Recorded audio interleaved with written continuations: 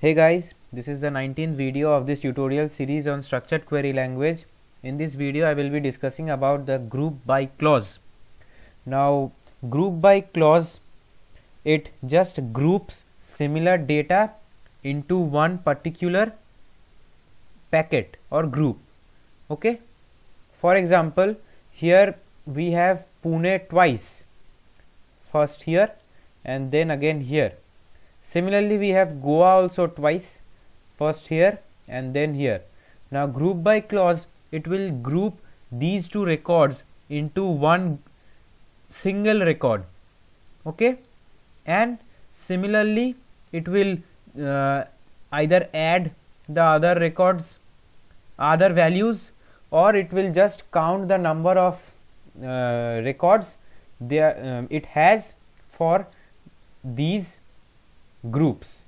Okay, now let's see the syntax first. The syntax is select, then column name, then from, table name, then the group by clause, and finally the field with respect to which we want to form the group. Now let's see the demonstration. Now select, then the column name. Now I want to see city and I want to see the sum of the tenure which are there for the cities.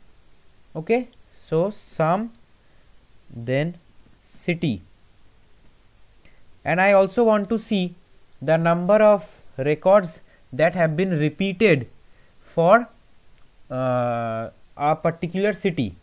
Okay, so I will just enter the count function and then city. Okay,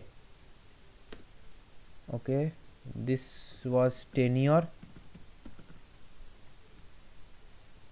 and then group by city. Now what it will do, it will display the cities. Now those cities which have been repeated, they will be displayed as a single one. Then it will display the sum of tenures, that is the repetitions that have been done in case of city, those corresponding tenures will be added and displayed. And for count, the number of repetitions for city that has been done in this table, they will be displayed. For example, in case of Pune, it has been repeated twice, so the resultant count value will be 2. Okay, so let's see. Okay, so select city. Okay, I have missed the from clause. It will be from employee 1. Okay, see, in this case Delhi has been repeated twice, once here and once here, so the count is 2. Goa has been repeated twice, once here and once here, so the count is again 2.